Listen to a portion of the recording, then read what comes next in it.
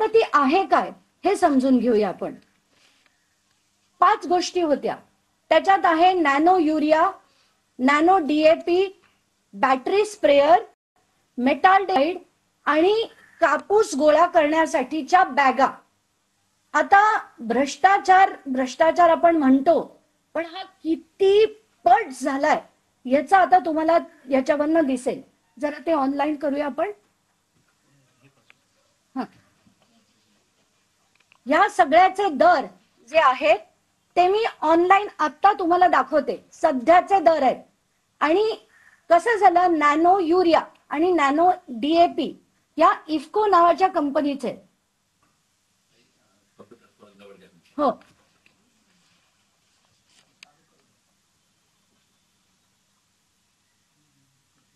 हा नॅनो युरियाचा आजचा भाव आहे.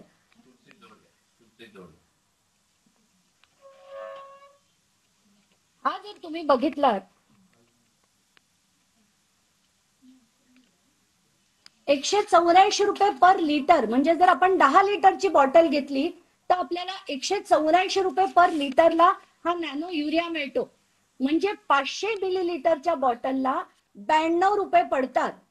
पण आपले माननीय कृषी मंत्री धनंजय मुंडे यांच्या अध्यक्षतेखाली जे टेंडर काढलं गेलं त्याच्यात तब्बल 220 रुपयाला ही बॉटल घेतली गेली.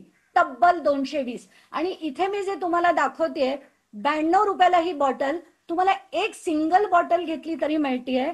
पण आपले माननीय कृषी मंत्री यांनी 19,68,408 बॉटल्स या 220 रुपयांनी घेतल्या. म्हणजे दुपटीपेक्षा जास्त किमतीने त्यांनी या बॉटल्स घेतल्या. नॅनो डीएपी दुसरं दाखवते. हे नॅनो डीएपी ची बॉटल आहे. याची किंमत आहे 522 रुपये 1 लिटरची. म्हणजे एका लिटरला जर 522 असेल तर 500 मिलीलिटरला ही केवळ 269 रुपयाला पडते. म्हणजे ह्याच्यात आणि किती बॉटल घेतल्यात आपल्या कृषी विभागाने? तब्बल 19,57,438 बॉटल घेतल्या. एवढ्या बॉटल जर घेतल्या त्याचा बाजारभाव आहे 269 रुपये. पण आमच्या माननीय कृषी मंत्र्यांनी 590 रुपयाला त्याची खरेदी केली आहे. आणि दोनच मिळून घोटाळा जो आहे तो 88 कोटीचा घोटाळा आहे. आता पुढच्या ह्याच्याकडे जाऊया. बॅटरी स्प्रेअर हा जो आहे, आता हा बॅटरी स्प्रेअर काय प्रकार आहे? तो 2 in 1 आहे. म्हणजे त्याला स्पेसिफिकेशन होते की 16 लिटर ते 20 लिटरचा मधला असला पाहिजे. नंतर त्याला दोन्ही प्रकार पाहिजे, बॅटरी ऑपरेटेड पण पाहिजे आणि हँड ऑपरेटेड पण पाहिजे. तसा हा स्प्रेअर ऑलरेडी MAIDCच्या वेबसाईटवर मिळतोय आणि तो आत्ताच्या घटकेला 2450 रुपयाला घेतला जातोय. आणि MAIDCच्याच वेबसाईटवर तो आता 2946 रुपयाला विकला जातोय. आता ही त्याचा विकण्याचा रेट असताना आपले माननीय कृषी मंत्री त्याचं जे टेंडर फ्लोट करतात ते 3426 रुपयाला आत्ता विकत घेतायत. म्हणजे याला आपण भ्रष्टाचार म्हणायचा का काय म्हणायचं? 1000च्या वर जर तुम्ही एक एक बॅटरी स्प्रेअर मध्ये तुम्ही कमवलेत, त्याचे किती घेतले? खरं तर हे 5 लाखापेक्षा जास्त त्याचे लाभार्थी होणार होते. पण बजेट फिक्स्ड होतं. बजेट फिक्स्ड आहे म्हणून त्याचे लाभार्थी कमी करून लाभार्थी एक वाढवला, बाकीचे सगळे कमी केले. तर असे करून जवळजवळ 2,36,427 बॅटरी स्प्रेअर हे घेतले गेले. आणि त्याची किंमत जी ठरवली होती ती 3,425 रुपये होती. मेटाल्डेहाइड नावाचा एक, म्हणजे गोगलगाई ज्या असतात त्यांचा प्रादुर्भाव झाल्याने कापूस मध्ये त्यांना खूप मोठ्या प्रमाणात, सोयाबीनला खूप मोठ्या प्रमाणात त्रास होत होता.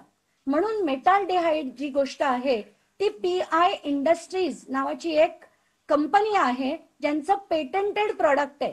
ते पेटंटेड प्रोडक्ट खरं तर जेव्हा आपण बल्क मध्ये घेतो खूप स्वस्तात मिळतं. पण रिटेल, जसं मी परत म्हणते, रिटेल आत्ताच्या घटकेला आपण बघूया.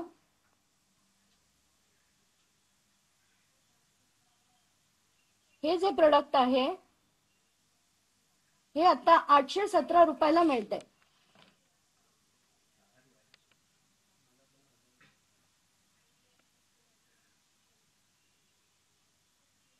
आपल्याला सगळ्यांना बघता येईल. 817 रुपयाला ते आता मिळतंय. पण माननीय कृषी मंत्री धनंजय मुंडे साहेबांनी 1275 रुपयाला हे विकत घेतलं. आणि किती घेतलं? 1,96,441 किलो हा याचा ऑनलाईनचा, म्हणजे 1 किलो जर आपण विकत घ्यायला गेलं तर ते 817ला मिळतंय.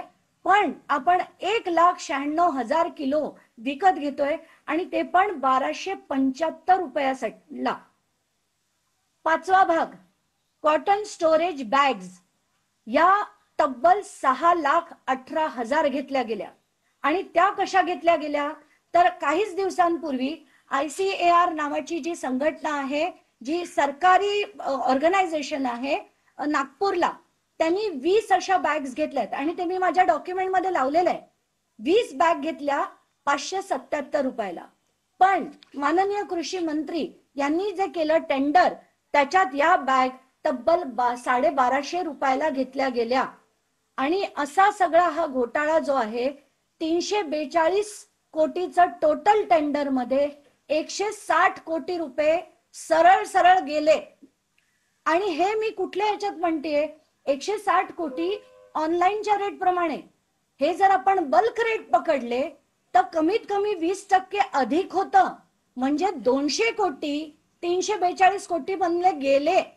इतके महान कृषी मंत्री जे एकच वर्ष त्या पदावर होते, जुलै 23 ते नोव्हेंबर 24, एका वर्षात या व्यक्तीने जर इतका अफाट पैसा, तो पण शेतकऱ्याचा खाल्ला असेल, तर अशा लोकांना त्या पदावर राहण्याची, मंत्री बनण्याची आणि मंत्रीपद आज त्यांचं ठेवण्याची खरंच गरज आहे का? आणि आता तरी मला असं वाटतं की महाराष्ट्राच्या मुख्यमंत्र्यांनी याचा गंभीरतेने विचार करायला हवा.